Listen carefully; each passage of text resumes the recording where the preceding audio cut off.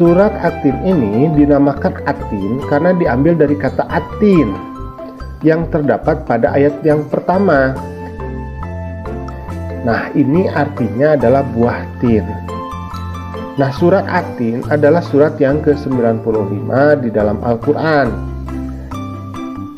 yang berjumlah 8 ayat dan termasuk kepada golongan surat yang turun di Mekah, atau disebut juga dengan golongan surat Makkiyah.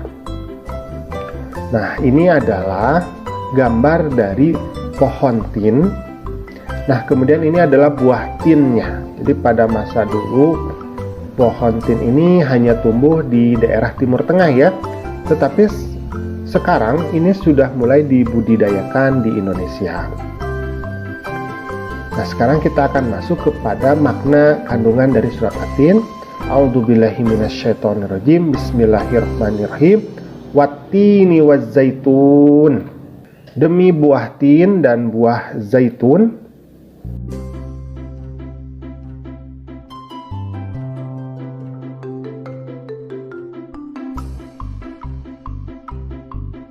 Jadi maknanya adalah bahwa buah tin ini adalah buah yang enak dan lembut serta cepat dicerna dan memiliki banyak manfaat untuk kesehatan.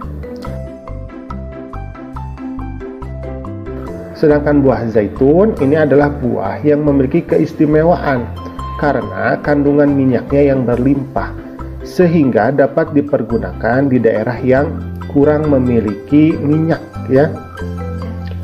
Jadi buah tin maupun buah zaitun ini kandungan nutrisinya sangat bagus untuk kesehatan dan bermanfaat sekali bagi manusia. Nah, sekarang kita masuk ke ayat yang kedua. Wa turi sinin, dan demi gunung Sinai.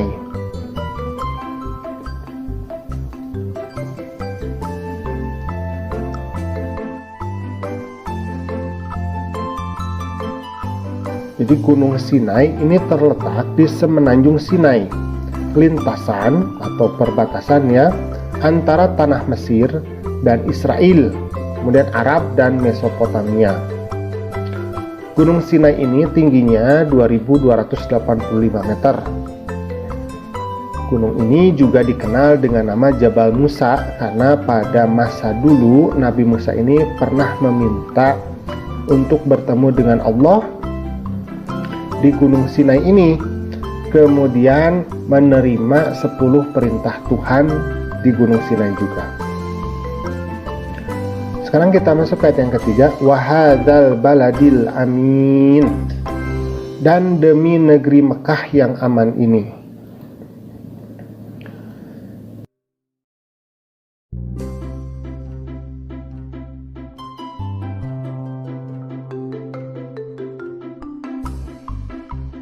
Jadi yang dimaksud dengan baladal amin, jadi negeri yang aman ini adalah kota Mekah. Jadi kota yang aman ini adalah kota Mekah. Kota ini disebut dengan kota yang aman karena siapapun yang memasukinya terjaga keamanan dan keselamatannya. Jadi kota Mekah itu hanya boleh dimasuki oleh orang muslim saja. Jadi selain orang muslim tidak boleh. Jadi non muslim itu tidak boleh masuk ke kota Mekah ya. Kemudian kita masuk ke ayat yang keempat. Waqad khalaqnal insana fi ahsani taqwim. Sungguh kami telah menciptakan manusia dalam bentuk yang sebaik-baiknya.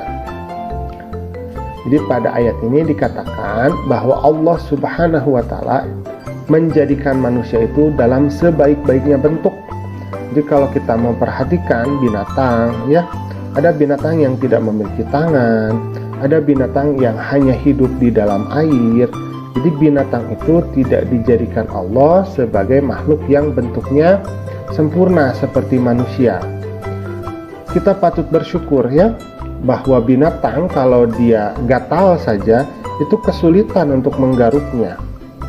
Kalau kita manusia itu memiliki keleluasaan tubuh, jadi memiliki kaki untuk berjalan, memiliki tangan untuk meraih ya, dan wajah kita pun ini sangat rupawan ya, sangat ganteng, sangat cantik. Ya, jadi kita itu adalah manusia, itu adalah makhluk yang rupanya itu adalah sebaik-baiknya, yang paling sempurna.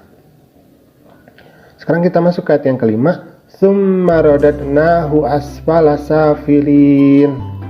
Kemudian kami kembalikan dia ke tempat yang serendah-rendahnya. Jadi Allah Subhanahu wa ta'ala mengingatkan kepada manusia, sekalipun mereka sempurna, ini dapat turun derajatnya menjadi hina karena pengetahuan, sikap, dan perilakunya apabila telah keluar dari aturan yang telah ditetapkan oleh Allah melalui Rasul-Nya. Di manusia-manusia itu, kalau perilakunya, sikapnya itu buruk, maka dia bisa turun sekali derajatnya, bahkan lebih rendah dibandingkan hewan. Dan kita pun harus ingat, walaupun kita ketika hidup gagah, kuat, ya, pada akhirnya kita pun akan mengalami kematian dan hanya menjadi seonggok tanah saja. Jadi kita harus selalu mengingat hal tersebut. Kemudian kita masuk ke ayat yang ke-6. Illal ladzina amanu wa 'amilus sholihati falahum ajrun ghairu mamnun. Kecuali orang-orang yang beriman dan mengerjakan kebaikan, maka mereka akan mendapatkan pahala yang tidak ada putus-putusnya. Nah, maka orang-orang yang tidak pernah hina adalah mereka yang beriman dan melaksanakan amal soleh. Orang yang demikian itu akan selamat dari kehinaan di dunia maupun di akhirat. Jadi kita beribadah kepada Allah, ini namanya muamalah sama Allah. Kita melakukan sholat, kita melakukan puasa, tetapi kita juga jangan lupa dengan muamalah ma'anas. Jadi muamalah ma'anas itu adalah menjaga hubungan baik dengan sesama manusia. Ya, kita berzakat, kita memberikan sedekah, kita senyum kepada saudara. Nah, ini jangan lupa. Jadi ibadah kepada Allah itu harus bagus, harus baik, tetapi kita juga harus menjaga hubungan baik di antara sesama manusia. Kemudian sekarang kita akan masuk ke ayat yang ke-7. Fama yukadzibuka ba'du biddin. Maka apa yang menyebabkan mereka mendustakanmu tentang hari pembalasan setelah adanya keterangan-keterangan itu? Alaisallahu biahkamil hakimin. Bukankah Allah itu adalah hakim yang paling adil? Maka pada hari kiamat nanti akan ada yang namanya hari pembalasan terhadap semua perbuatan manusia. Apakah itu baik, apakah itu buruk. Manusia seharusnya tidak meragukan adanya hari pembalasan, karena Allah sudah menunjukkan bukti-buktinya. Jadi bukti-bukti adanya hari pembalasan itu memang sudah nampak, ya, seperti terciptanya alam semesta. Alam semesta dapat tercipta karena pasti ada yang menciptakan. Dan sesuatu yang diciptakan pasti akan ada akhirnya. Jadi itu adalah suatu sifat yang alami pada benda-benda yang ada di sekitar kita. Jadi yang namanya benda itu, dia akan tercipta, kemudian dia akan hancur, seperti itu. Dan ingat bahwa Allah lah yang akan menjadi hakim yang paling adil. Sebesar atau sekecil apapun segala perbuatan, baik itu baik, baik itu buruk, itu akan dipertanggungjawabkan di hadapan Allah Subhanahu wa ta'ala. Nah, alhamdulillah pembelajaran kita pada kesempatan kali ini sudah selesai. Terima kasih sudah mau menyimak. Assalamualaikum.